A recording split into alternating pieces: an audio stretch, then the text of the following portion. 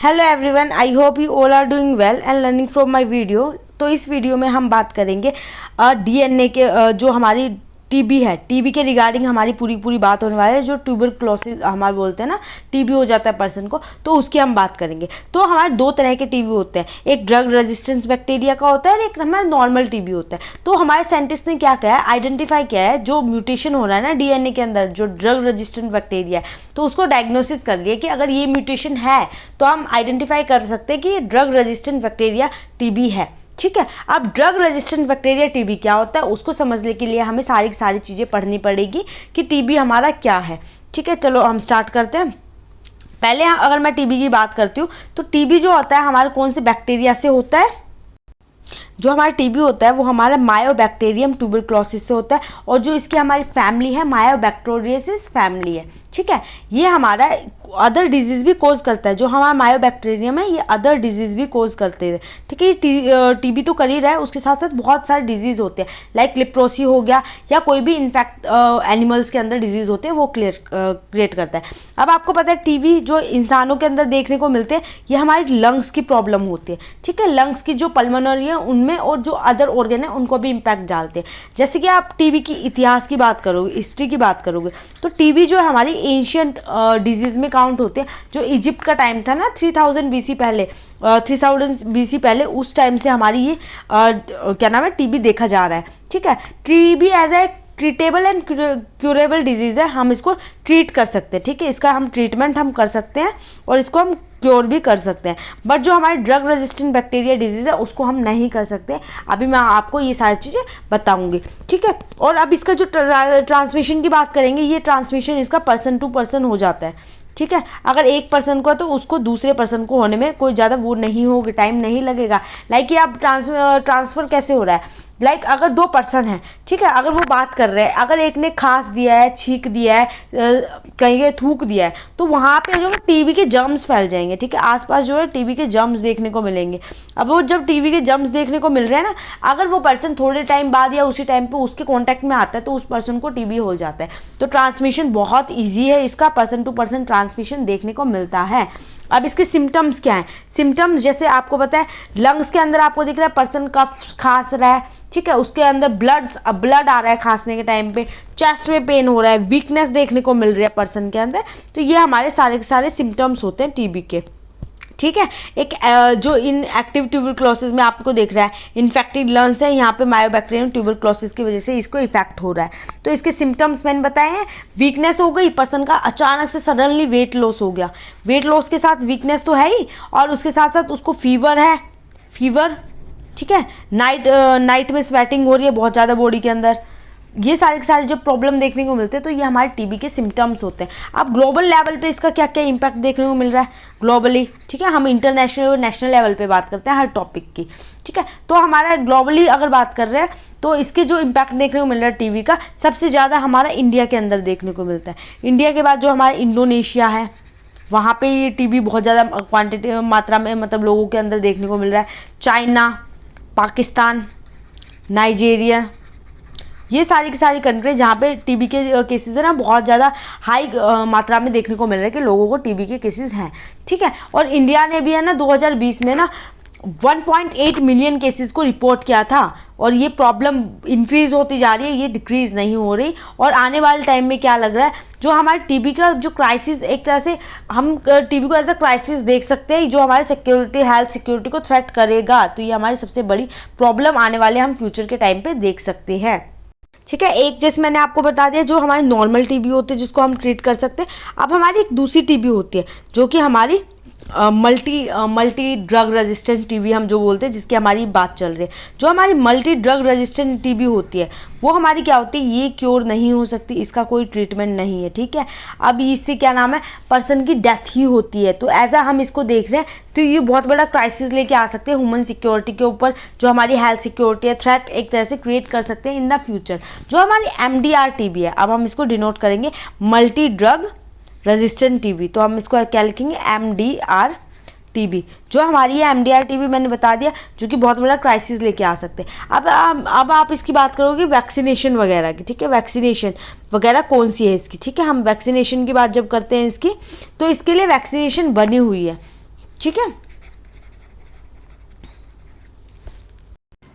BCG ये vaccine का नाम है। ये 2 फ्रेंचमैन ने बनाई थी और इसके अंदर ये कैसे बनी थी, जो हमारे मायोबैक्टीरिया ना उसके अंदर थोड़े से चेंज करके, ठीक है, उसके स्ट्रेन को मॉडिफाई करके इसको बनाया गया था और इसको सबसे पहले 1921 में इंसानों के ऊपर यूज़ किया गया था और ये बहुत ज़्यादा इफेक्टिव कारीगर साबित हुई थी उस टाइम पे। और इंडिया में फिर 1921 में यूज़ हुई थी, तो इंडिया में 1948 में इसको मंगाया था, ठीक है, और इसको यूज़ किया था। लिमिटेड अमाउंट में हमने इंडिया में इसको मंगाया था, बट उसके बाद 1962 में हमने इंडिया के अंदर बहुत ज़्यादा लेवल पे इसको यूज़ करना शुरू कर दिया, ठीक है। ये किसके थ्रू हमारा ये कौन सा प्रोग्राम जब स्टार्ट हुआ था, जब ये हमारा आया था, ये किसका पार्ट बना, नेशनल टीबी कंट्रोल प्रोग्राम का ये हमारा पार्ट बना था, जिसमें क्या था कि जो हमारा टीबी की डिजीज़ है ना, टीबी के अगेंस्ट जो लड़ सके, लाइक टीबी जैसी और अदर डिजीज़ हैं और टीबी है उनके लिए ये लड़ता था, इसलिए ये वैक्सीन यूज़ हुई थी, जो हमारी मल्टी ड्रग रेजिस्टेंट टीबी है, जिसका पता नहीं चलता और इसको मतलब काफ़ी टाइम लग जाता है कि हमारी ये वाली टीबी किसी पर्सन को हुई है और ये बहुत ज़्यादा खतरनाक होती है, इसका कोई भी ट्रीटमेंट देखने को नहीं मिलता, ठीक है।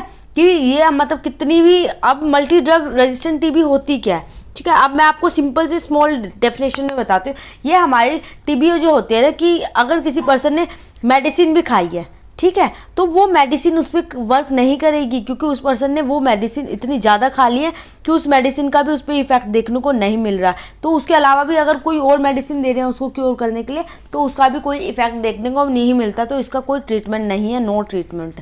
तो इसी के लिए जो ये जो स्टडी हुई है ना, इसमें इसका देख लिया है कि कौन सा वाला डीएनए में चेंजेस देखने को मिले, कौन सा जीन चेंज हो रहा है जिसकी वजह से ये वाली हमारी टीबी हो रही है। तो इसके लिए स्टडी हो गई है और इन द फ्यूचर बहुत कुछ देखने को मिल सकता है, ठीक है। अब पहले हम वर्ल्ड में जो हमारे इनिशिएटिव है उसकी बात करेंगे, फिर हमारे इंडिया में कौन कौन से इनिशिएटिव है हम उनकी बात करेंगे टीबी को रोकने के लिए। तो वर्ल्ड लेवल पे अगर मैं बात करती हूँ, तो वर्ल्ड में जो WHO ने लॉन्च किए हैं, जो ज्वाइंट इनिशिएटिव है, ठीक है, WHO ने ज्वाइंट इनिशिएटिव स्टार्ट किया है, जो कि find treat all end TB, ठीक है। जो इनिशिएटिव है उसका जो लिखा हुआ है, ठीक है, find treat all end TB TB को ख़त्म करना है, ये हमारे WHO ने स्टार्ट किया है, जो कि एक पार्टनरशिप प्रोग्राम है, जो कि जो ग्लोबल फंड है और स्टॉप टीबी पार्टनरशिप के थ्रू है, ठीक है। इसने ये और हर साल WHO क्या करता है, रिलीज़ करता है रिपोर्ट को, ठीक है, जिसमें रिपोर्ट में लिखा होता है, क्या लिखा होता है, जो हमारे ग्लोबली कितने टीबी के केसेस आ रहे हैं उस रिपोर्ट के बारे में बताता है। तो ये वर्ल्ड लेवल पे हमारा ग्लोबली हो रहा है। अब इंडिया के लेवल पे क्या क्या हो रहा है, इंडिया में हो रहा है, जो हमारी इंडिया एफर्ट लगा रही है ना, तो इंडिया ने इनिशिएटिव जो अपने लगाए हैं, NSP हो गया एक, तो नेशनल स्ट्रेटेजिक जो प्लान है इसने क्या कहा है, नेशनल स्ट्रेटेजिक प्लान है, टीबी को हम एलिमिनेट कर देंगे, बिल्कुल एलिमिनेट कर देंगे। ये हमारा कब स्टार्ट हुआ, नेशनल स्ट्रेटेजिक जो प्लान था वो हमारा 2017 से लेकर 2025 तक है, जो कह रहा है कि हम टीबी को बिल्कुल ख़त्म कर देंगे, जड़ से ख़त्म कर देंगे। उसके साथ साथ हमारा निक्शा इकोसिस्टम, ठीक है, निक्शा इकोसिस्टम, ये हमारा किस पे बात करता है, ये हमारा बात करता है जो नेशनल टीबी की इंफॉर्मेशन सिस्टम है, जहाँ पे टीबी के जितने केसेस हैं उनको रखा जाता है। एक हमारा निक्शा पोषण योजना है। इसके अंदर क्या है, जो हमारे फाइनेंशियल सपोर्ट प्रोवाइड कर रहे हैं जो टीबी के पेशेंट हैं उनको फाइनेंशियली, ठीक है। टीबी के पेशेंट को लाइक 500 रुपीज़ मंथली दिए जाते हैं ना उनकी हेल्थ के लिए, तो फाइनेंशियली सपोर्ट करते हैं निश्चय पोषण योजना। उसके बाद हमारा टीबी हारेगा देश जीतेगा, ठीक है, टीबी हारेगा देश जीतेगा, ये अभी हमारा इनिशिएटिव है इंडिया का, देश जीतेगा।